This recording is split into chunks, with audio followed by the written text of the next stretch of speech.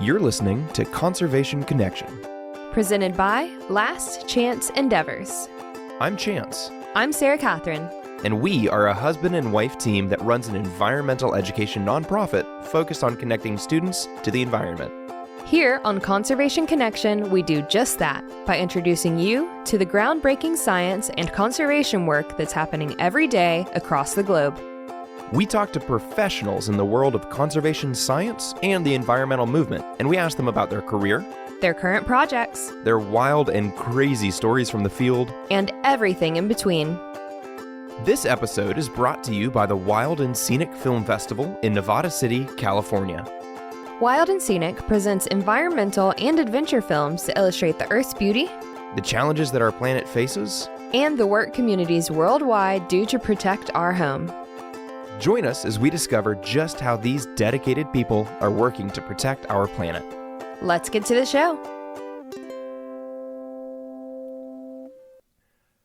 Alrighty guys, welcome to another episode of Conservation Connection. We're out here at the Wild and Scenic Film Festival in Nevada City, California, having a great time. These episodes are amazing, guys. You're going to love listening to these interviews that we're getting. I'm really excited for this episode. We're sitting here with Nick Grossman. He is the Director of Marketing Production for Natural Habitat, and he was a producer for the film Endangered Migration. Welcome to the show. Thanks so much for having me here. Yeah, thanks for being here. So why don't we just start with, what is the film Endangered Migration? What does it follow? What was your role in it?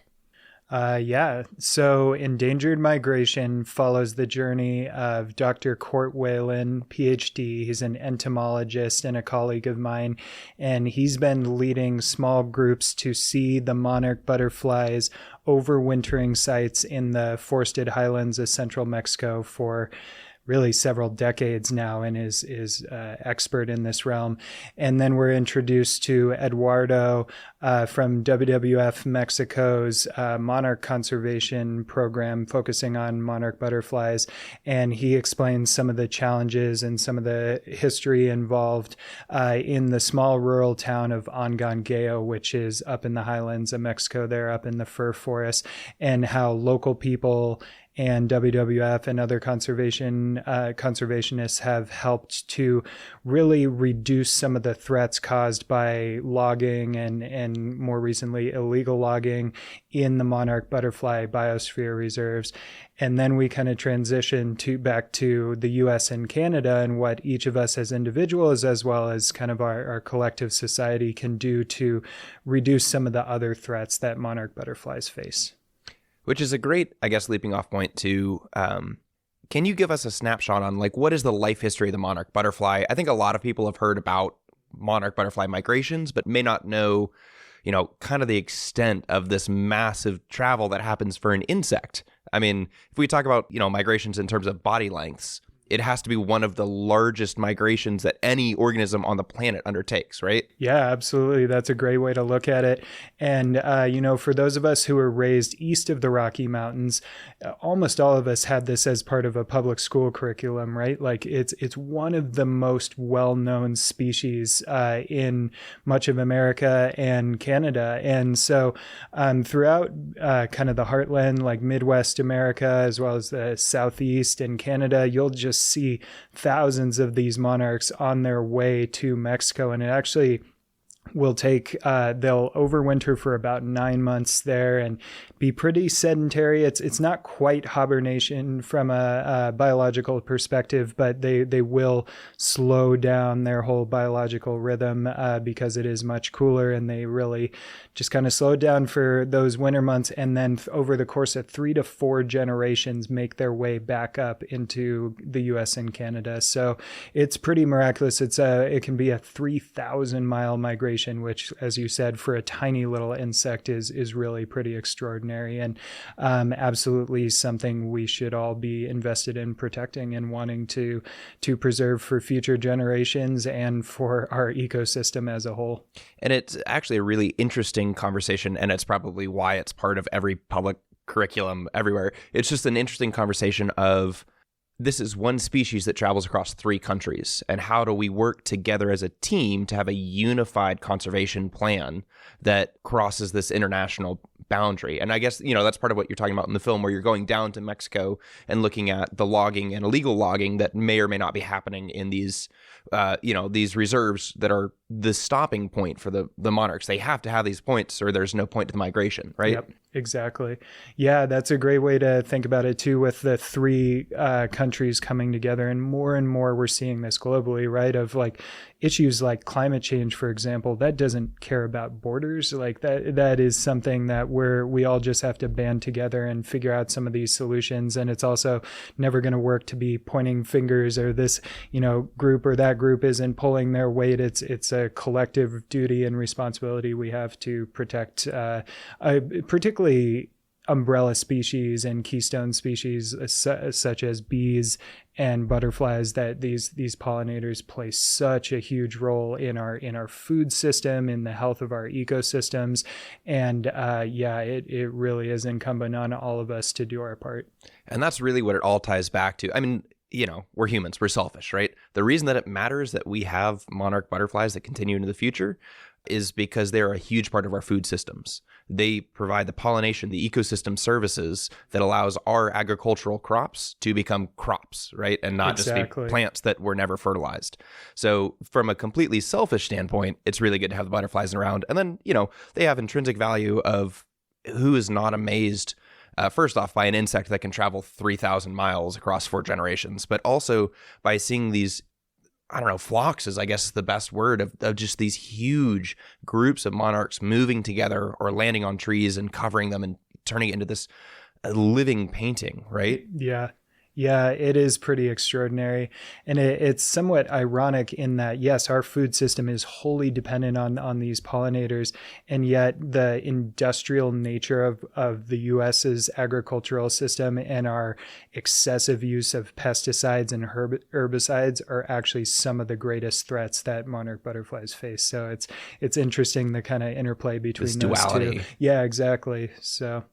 And I do feel like you are starting to hear more of that in general, right? Like I see more like social media posts and, you hear about it more in schools. Like you said, like it's always been taught, but kind of like is like, we should know about butterflies kind of thing. And now you're seeing more of like these, even in the summer camp that we do, we have like a whole pollinators day and pollinators section. And we're like, yeah, here's a list of food. Which ones do you think we wouldn't have without pollinators? And then they go through and like, we're like, all of them. Yeah. You wouldn't have any of those without a bee. Yeah, that's a great lesson to reinforce at this stage because that's what's at stake. Yeah, definitely. So how long did the production, like from start to finish, how long did it take to make this film?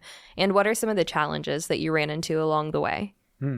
So the monarch migration begins each year, or I should say the overwintering begins around the Day of the Dead, Dia de los Muertos in Mexico. And that's usually November 1st, 2nd, the butterflies start returning. And there's, a lot of rejoicing and celebrating around that, obviously. And then at the tail end of the season is March. And that's actually when we filmed this.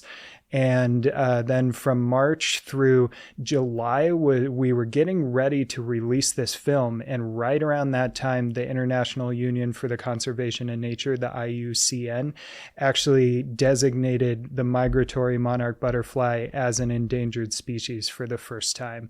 Wow. And so that gave us a spark of inspiration of, we're actually going to slightly shift how we're going to present this.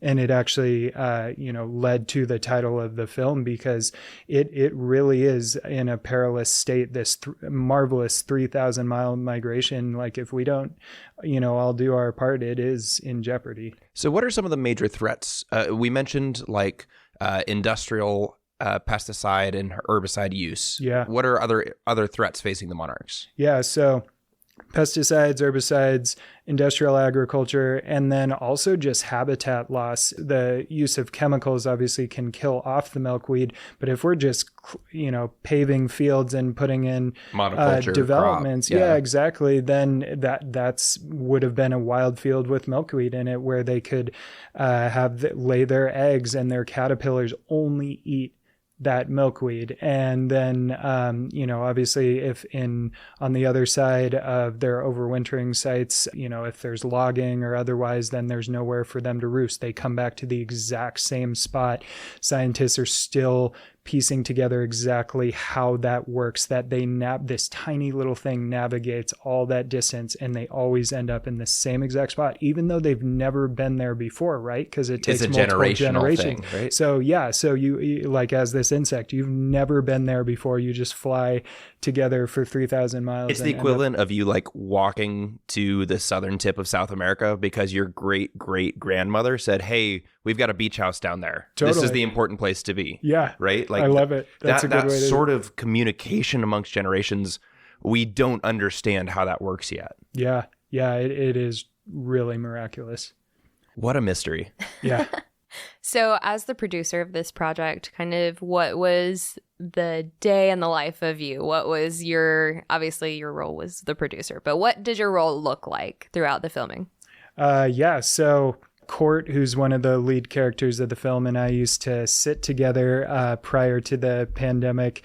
Our cubes were right next to each other. So getting to know him over the years has been really great. And just seeing the passion he has for these insects, and obviously, getting his PhD in entomology, is one of the foremost experts, frankly. And so that's building up, and then also been building the relationship with our director and cinematographer, Andrew Ackerman, who's also immensely talented over the years. So Andrew went down there in March. So we did kind of the pre-trip planning and everything, and partnered with WWF, ensured that Eduardo and Monica, some of their experts, would be available. Eduardo in person, and who actually appears in the film, and then Monica for some of our kind of fact checking and overall conservation messaging.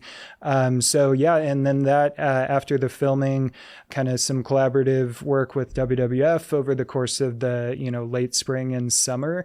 And then that moment I mentioned where this news came out from the IUCN about the endangered species classification, and then we were able to release it to our audience, to WWF's members, and it was a very rewarding experience for me personally, because I actually have been fortunate enough to travel to Mexico myself back in January 2019 to see the overwintering sites of the monarchs. So it's really incredible. The footage that Andrew was able to capture in these monarch colonies is unlike anything most people have seen. Yeah. And even having seen it with my own eyes, it is really inspiring just to see the density of these butterfly clusters. And they're actually, the weight of these insects, which weigh like a gram each, is so much when they cluster that the fir tree boughs are actually bending under the weight, which is pretty extraordinary. That's extraordinary. Yeah. That had to be so amazing. I mean, I've seen pictures, but I can't imagine seeing it in person, what that experience would be like. Yeah. I mean, videos do slightly better justice to it than photos, but it is really amazing. I will never forget, walking up and down those stairs with a local guide, and just having a moment of silence in the forest, and like you can actually hear the butterfly's wings beating around you, which was not a sensation I was aware was possible. And it's so often used as like hyperbole, right? I could hear a pin drop. I could hear a butterfly's wings beating. And you're like, no, literally, there are millions of them on this tree. I can hear it. Yeah. It's like being inside of a breathing forest, kind of. It's really wild, and there's this anticipation building up. And as you're down in Angangueo, this little mining town, or former mining town there in the highlands, and not unlike Nevada City where we are actually in some ways, where it's like kind of perched up in the hillsides in this little valley. And you see, the first butterfly kind of floating overhead, and then you hike or take a short horse ride up, and then all of a sudden you make it to the colony, and these clusters are just millions of just what I'm imagining is like a Disney animation, this sort of like one flutters by, and then your focus shifts, and you just see these trees covered in them. That's absolutely wild. It seems like something out of, like a dream or a movie or something, because it is very surreal. And luckily, you made a movie about it. Yeah. So take me to that moment where you've already been working on this project for months. Mm-hmm. You're well into production on it, and this news comes out that the IUCN has designated monarch butterflies as an endangered species. Like, how did you get that news, and what was your initial reaction to it? Yeah, so it's mixed, right? Because obviously, if a species is classified as endangered, that means it's in jeopardy of ultimately extinction, which none of us want to see, and would be pretty catastrophic for our whole ecosystem. However, the kind of silver lining is it draws a massive amount of refreshed attention and concern and commitment to preserving a species when they are classified. So a bit of a double-edged sword there.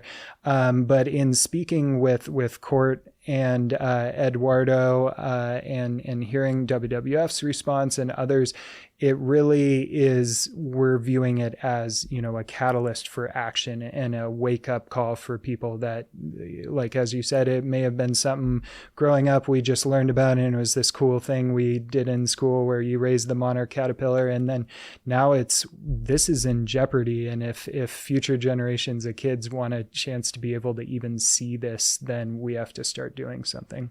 Absolutely. So was this film made through Natural Habitat Adventures? Like, was your work through them, basically?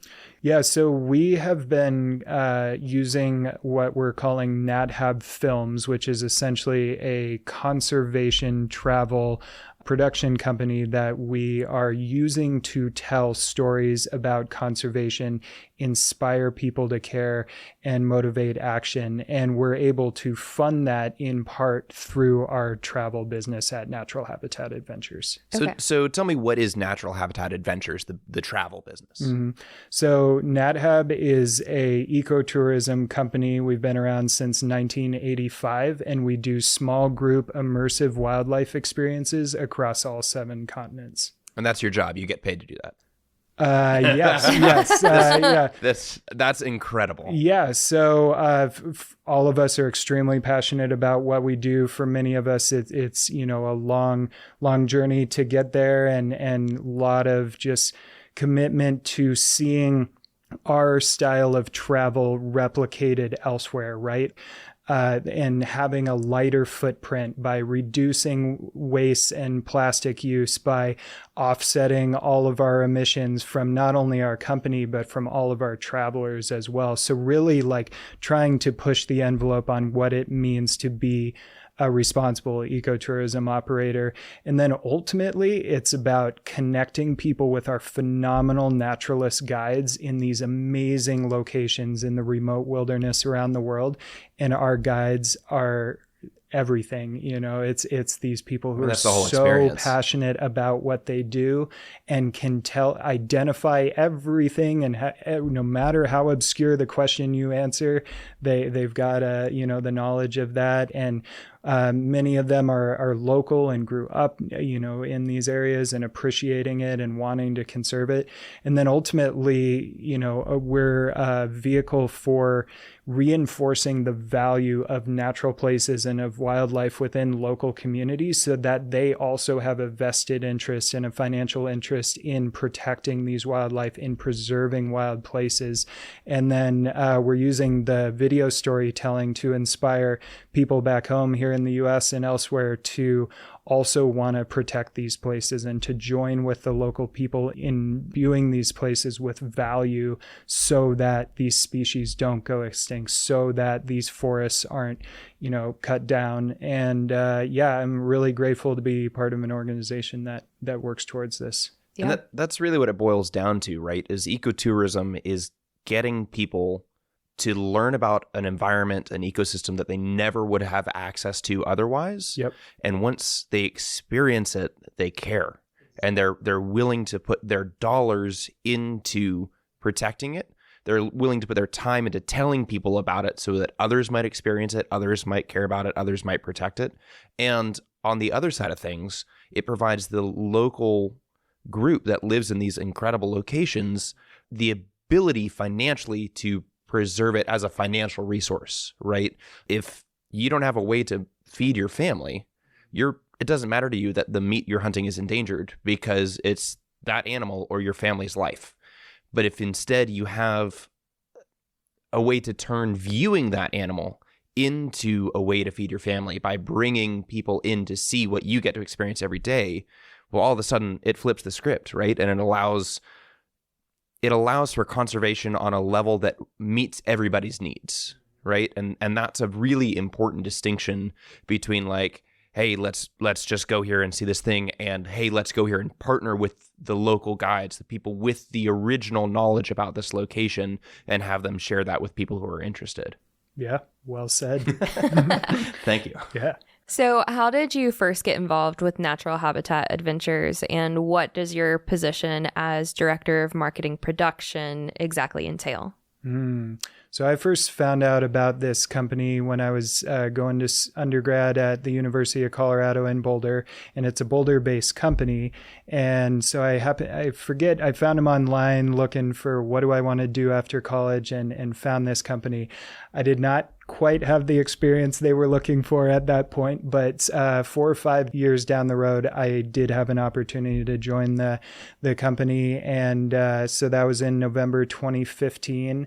And since then, I joined the marketing department, which the way we do marketing there is it's really like marketing and sustainability, because for us, the two are certainly intertwined. And in order to amplify our conservation message, we need to get our message out to people, which is essentially marketing. So without people knowing about our style of travel and knowing that there is an alternative to a big bus, big footprint, big cruise line tour, like they'll continue to take styles of travel that perhaps that are more extractive or otherwise. So it's been a great journey. I've been there for over 7 years, and we've obviously it was challenging being in the travel industry during the height of the pandemic and the recovery, but now we're finding that people have a renewed sense of, I want to go see these wild places while I can. I want to go share these with my grandkids, or I want to, experience these things that maybe I had postponed. We're thankful that people are excited to travel again, and we're excited to be able to bring these experiences to people. That's awesome. I think, like you said, people now kind of have a renewed, I want to go travel and like see and do. And if they have a sustainable way to do it, that's more likely than not. Like that's what a lot of people would prefer to choose if they can do that over something else. And I imagine trips like this are probably more intimate than, like you said, a big cruise line or something.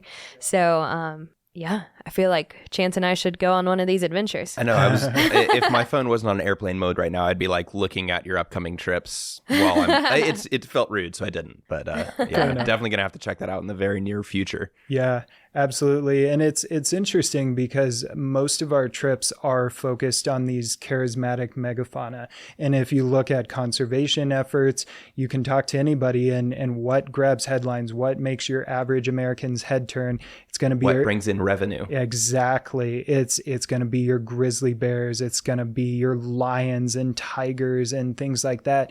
And yet, for all those experiences and for all the charisma of those big, iconic mammalian species, like this little invertebrate, these monarchs, like really hold their ground. And it's a hard thing to explain without experiencing it yourself. And we've had plenty of skeptics, who are, it's a bunch of bugs, right? Like how interesting can it be? It really is that amazing. And, here in California, people are very fortunate to have like the Pacific Grove where monarchs gather by tens of thousands and stuff. And, that's just maybe 4-ish hour drive as I understand it from here. So I was talking with some people after viewing that, and, they're very grateful to have that in their own backyard. And similarly in Mexico, they celebrate when the monarchs return each year, because it really is, a miracle every time they make this migration. Yeah. That's incredible. What would you say to someone who wants to follow in your footsteps or do something similar to what you're doing, kind of go down the same career path? Great question. Following your passion, of course, is always a good place to start. And then, yeah, really volunteering, like whether it's, at a conservation film festival or finding opportunities in your community. A lot of our naturalist guides, for example, maybe they did some volunteer field work, or maybe they got an internship doing something out in the field, and that's where they started getting their passion for it and getting the knowledge. Obviously, education plays a big role depending on what it is you're looking to do. For me, I love listening to podcasts. There's so much knowledge you can get out there for free. And if, you're willing to like self-educate and you're driven and you're passionate about what you want to do, sky's the limit. Yeah, I love that. I mean, that's how we started a podcast. I have no formal background in like audio engineering or anything like that. But I was like, hey, we've got some microphones. We've got a PA system. Let's see if we can make this happen. And 4 years later, we're now using like much better gear. Like I look back at what our first recording setup was like. And I was like, first off, the editing was a nightmare because we put everybody on one track. And so trying to adjust levels was anyway, so I completely agree with like just be self-taught, be willing to be bad at it to start with and get better as you go. And as you teach yourself, hey, that didn't work. We should try something new. Yeah. You have to start somewhere. Absolutely. And I think a lot of people in our society, and we're all guilty of this to some extent, don't give ourselves the grace and space to fail, to make mistakes, to like start with the primitive and like work our way in. And the more each of us can do that and give ourselves that time too, these things do not happen overnight, as you were just mentioning. And I mean, that's probably the biggest thing I could say. Just mentors are great. Like if you can find yourself a mentor, even for a few minutes here and there, or people you look up to and admire, and you can just talk to them about their experiences and learn through them as well, and combine that with your own, work ethic and what you're trying to learn and educate yourself on. And yeah, I think conservation is a growing field. There's so many facets of it. And for our generation, and I know for sure for the generation after us, this is a very salient issue. And it's one we all, in almost every capacity, even if we don't end up working in conservation, we can figure out a way in which our business or our nonprofit or something can benefit conservation. Like even the sponsors of this festival, they're giving back to conservation by sponsoring this festival. So like, even if you work for a company or an organization that isn't necessarily directly connected to conservation work. Exactly. Like you can find your way as an individual, if it's something you're passionate about, to encourage your organization or even, create a way to do that. Somewhat related, we actually had the trip I was able to go on was because we developed a first ever for our company was a scholarship program, because awesome. This is so widespread in the curriculum, the Monarch education. Back in 2018, we did a big nationwide application process for a public educator, and we defined that fairly broadly to be, really inclusive of everything from like K to 12 to universities to people who worked at nonprofits and so on. And they filled out a short application, and we had a team of volunteers in addition to just kind of our day jobs who set aside time to review all these applications. And there were so many qualified applicants. It was a challenging thing.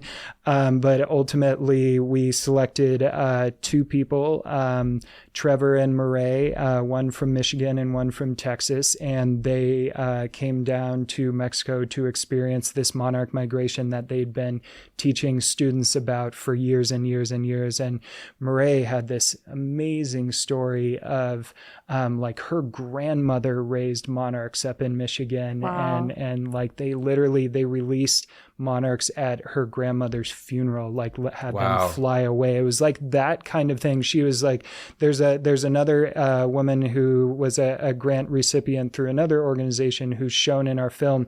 She has a tattoo, and there's this incredible shot Andrew got of there's a tattoo on her arm here and a live monarch roosting like on her t-shirt. So it's what a shot. I haven't seen it, and I'm like blown away by it. Yeah, it's one of those where like you couldn't couldn't recreate it if you tried. And yeah, I remember I was fortunate to have a monarch like rest on my shoulder, and it was just hanging out there for a while. And they're attracted to bright colors, so that helps that I had a bright shirt on. But yeah, it's really cool. We're now entering. We had to unfortunately table the teacher scholarship grant program during the height of the pandemic. So we did our first cycle. They traveled in January 2019. The second pair traveled in January 2020, and then of course pandemic hit. Then things got real weird for a while. Exactly, and then now we are excited to bring that scholarship program back, and we'll be sending people most likely in January of 2024. So that's awesome. So if we have anyone listening who wants to apply for that scholarship, Yes. Where could they go? Also, where could anyone listening go to find Endangered Migration? Is that available online anywhere? Yeah. So if you're interested in applying for this public educator scholarship, or if you want to refer somebody who you know in your life who would appreciate this opportunity, there's no cost or obligation or anything to apply. It's nathab.com. So it's short for natural habitat. So nathab.com/Monarch Grant. You can also just search for NatHab Monarch Grant or Monarch Scholarship, and it'll come up as well. And sorry, your second question was... Where can someone find Endangered Migration? Oh, yeah. So it's on our YouTube channel at NatHab, NATHAB. It's also on our website, nathab.com. You can type in /monarchs if you want to get straight to it. It's also on World Wildlife Fund, because this was something that we partnered with World Wildlife Fund, and they are our conservation travel partners. So it's on across all of our social media and theirs, and on their website as well. And the great part about the WWF website specifically is it gives you all sorts of recommended tools for action, ways to get involved in conservation, whether it's finding out where to plant, because there's different strains of milkweed depending on where you are in the country. So you want to make sure you're planting the right one.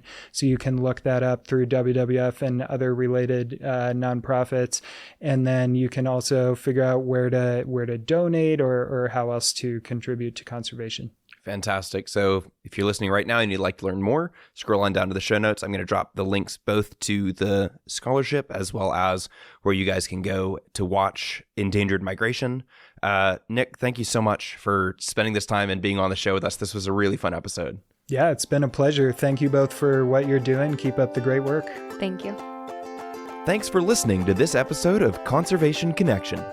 If you enjoyed our podcast, go ahead and subscribe to make sure you catch every episode that we post. We'd love to hear from you. So if you want to reach out, go to our website, lastchanceendeavors.com/contact, and shoot us an email. We love questions from our listeners, so if you heard something you'd like to learn more about, be sure to let us know. If you've got a minute to spare, leaving a 5-star review on Apple Podcasts will help other conservation-minded people find the show. We'd really appreciate it. A big thanks to the people working to protect our planet, and a big thanks to you for listening. Don't forget to tune in next time.